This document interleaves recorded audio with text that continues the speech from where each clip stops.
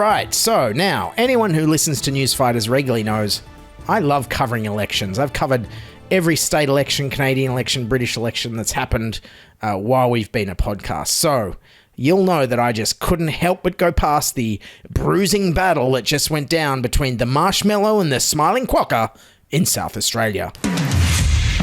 Tonight, Labor wins government in South Australia as Stephen Marshall concedes defeat. Labor has pulled off a stunning election victory in South Australia, ousting the Liberals after one term, the first time a sitting government has been defeated since the pandemic began. Peter Malinauskas will be the state's 47th Premier. Yes, Peter Malinauskas is the new South Australian Premier, or as Sky News called him, Labor leader Peter Malinauskas. Good enough, I guess. Anyways, so the fact that Australia has yet another state premier with a hard-to-pronounce surname wasn't missed by Mark Kenny on ABC's Insiders. It's possible that in a couple of months' time from now, we could have, as leaders of this country, a Palaszczuk, a Perrottet, a Gutman, a Malinauskas, and possibly an Albanese as well. So it's quite interesting. Yes, that's right. Australia is still entirely ruled by white European people. Now, that's Australian-style diversity for you. Anyways, now to the campaign itself, and these people interviewed on the streets of Adelaide were definitely up with all the big election issues. What would it take for one of the parties to get your vote? What would impress you? Well, really, I don't know, honestly. Have you been paying much attention? No. Not at all. Have you got any idea who's running? No. Fun fact, all these people voted. Thanks, compulsory voting. South Australian voters also didn't have any idea about what kind of a leader they wanted. Now tell me, what makes a good leader? Oh, that's a difficult question. I mean, I look at myself as a good leader. I think Barack Obama would do me. Whoa, lady, calm down. We're talking about who you want to lead, not who you want to shag. Mind you, it's not surprising. You know what they say about Adelaide. If a swing is on, Adelaide's often where you'll see it first. Yes, and it turns out she wasn't the only one ready to get her pants off this state election. There was also this guy talking to Peter Malinauskas inside a polling booth on election day. But inside, one voter almost lost his pants with excitement at the sight of the Labor leader. Oh, no, that's not good. Okay. You're right? Yeah. I forgot my belt. But it wasn't just pants dropping. There were also some other things from inside South Australian polling booths that we may soon see nationwide. This election, we're saying goodbye to the manual mark-off and introducing digital election credentials. Voters register their details through the MySA Gov app, the same one used for COVID check-ins. It will then provide each person with a unique QR code, like a boarding pass, to vote, reducing the sign-in process from several minutes to seconds. Previously, you had to give your name, your address.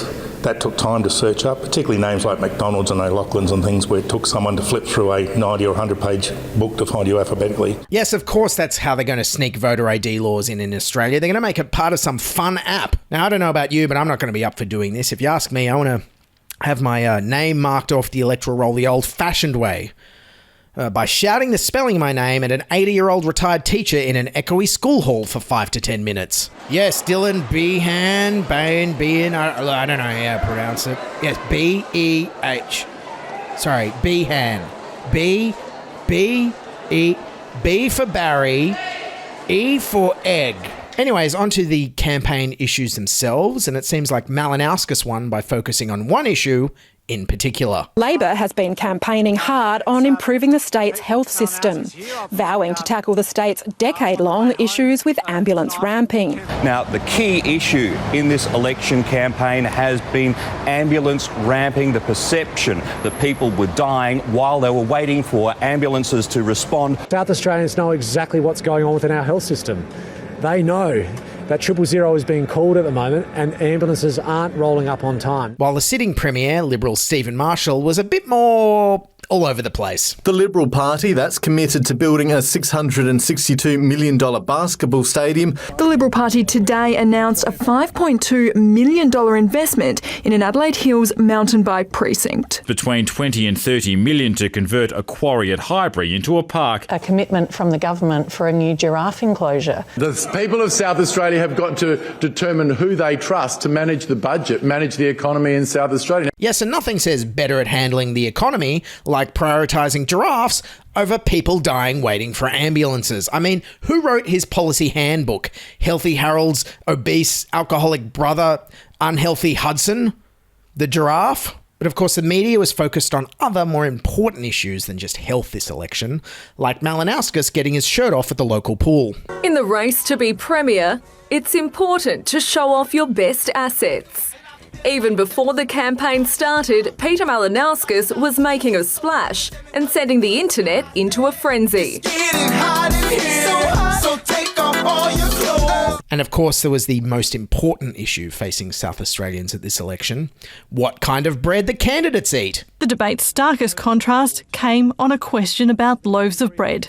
Stephen Marshall had the crowd eating out of the palm of his hand with his response to a cost of living question about bread. Now, both leaders were able to answer how much a loaf of bread costs, but the Premier had an interesting response. Take a listen. This is a little bit humiliating, but I don't eat bread. I'm on the keto diet. I had a look at the paper the other day. I knew I had to do something, so I'm not on the bread. I'm not on the carbs. I find myself munching on the wholemeal version. I'm trying to remember. It's a Wonder White. Ugh, please. Mainstream media, stop asking politicians about bread and start asking them about important issues like how anyone under 45 is supposed to be able to afford housing or childcare. For the love of God, a few years from now, we're all going to be homeless, living down at the rubbish tip, having endless conversations about what a controversy it is that Prime Minister Alex Hawke doesn't eat sourdough before we all go off and sleep in our humpies made from discarded masks. Focus on the real issue here. Anyway, sadly, that was basically the entire election campaign. It didn't get much coverage due to, the East Coast floods, Russia invading Ukraine, and Warney dying. But thankfully, we did get the answer to that bread question, and that's all that matters. So on to election night, and looking at the election night TV coverage, 3 TV channels and YouTube conspiracy theory channel Sky News all offered live coverage of the big night. And of course, as always, my personal favourite highlight is Anthony Green getting flustered at his giant touchscreen. The next seat is... I've got some funny buttons here. Nope, I've lost my seat run. Let me go to... Sorry, I lost Flinders. Meanwhile, over on Channel 7's election night coverage, they brought out the big guns. And we've got Liberal heavyweight Christopher Pyne. Welcome to you, Chris. Rosanna, thank you. Yes, that's right. The host of Australia's worst podcast, Pine Time, was on Channel 7, which of course meant he spent the whole night just talking over other people before then complaining about how it was his turn to talk again. I've been in election campaigns. Here he is, completely interrupting me again. I didn't interrupt him. Both got on their things to say. vuvuzelas before So they we'll even catch up got with out of the both first 5%. The seat of black. Well, I think I should have a go now. We'll give you a go in a second. He's just said We've what got he a wanted to say. wonderful... Yes, Christopher Pyne was so exasperating that 7's Rosanna Mangiarelli literally lost her voice trying to moderate. At least you can... Oh, I'm losing my voice there, Don. Very early in the piece. Very early in the piece. Too much shouting already. Now, I can hear the children squabbling over there. Rosanna, have you got your voice back yet? I think Christopher and Don might have some figures for us. Sorry, we're a bit rowdy tonight, despite not having a voice. It's going to have to be good night from me. No, I'm because so sorry. My voice is just going too much shouting earlier, and I blame the both of you. But thanks for having me. Yes, and fun fact, Christopher Pyne hasn't been that responsible for someone leaving their job since the Liberals shut down the entire South Australian car industry. Also on Channel 7, they had live crosses to the Liberal Party election night event, ironically held at a pub called the Robin Hood. Every Liberal there was like, I know we're a broad church, but I don't like being associated with this Robin Hood character. Giving to the poor is really not on brand for us. So just before 9 p.m, outgoing Premier Stephen Marshall took to the stage at the Robin Hood to deliver his concession speech, and he tried to sum up everything that the Liberals had achieved in their single term in power. We came to government 4 years ago, an incredible situation.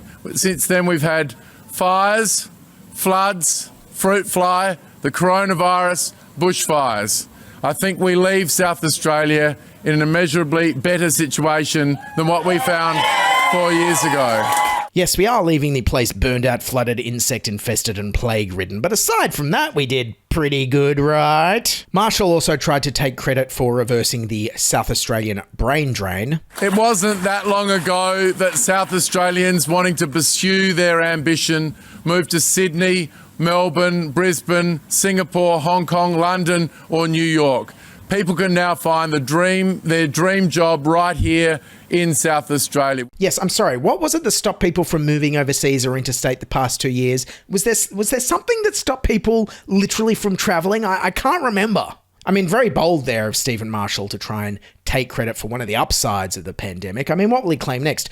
2 years ago, nobody in South Australia knew how to bake bread at home. But now, thanks to our stable government, almost everyone's had a go at baking bread at home. Except for me, I'm on the keto diet. Meanwhile, across town at the Adelaide Oval, home of the... hang on, let me just check Wikipedia here. Yes, home of the Adelaide Oval Stadium Management Authority. Oh, and the Australian Rules Football Club, the Adelaide Crows.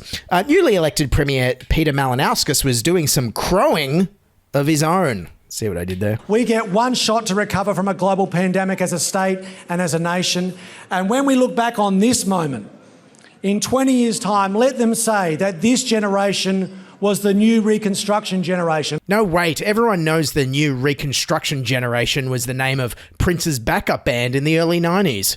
Prince and the new Reconstruction generation. We all had that CD growing up. I know I did. Anyways, in his speech, Malinauskas went in hard on portraying Labor as the party of communal sacrifice for the better good. Let them say that in this moment, this most unique of occasions, that this generation decided not just to think about the next 4 years, but for the next generation, to live out on that truly egalitarian Australian ideal that we care for others more than we care for ourselves. Thank you very much. Care for others more than we care for ourselves? Doesn't he realise this is modern Australia? Thanks to Morrison and Howard, we're not a country where we care for other people. We're a country of you're on your own, every man for themselves, and that sounds like a you problem. I mean, just look at all the flood victims in Lismore right now. What did you want to say to Scott Morrison?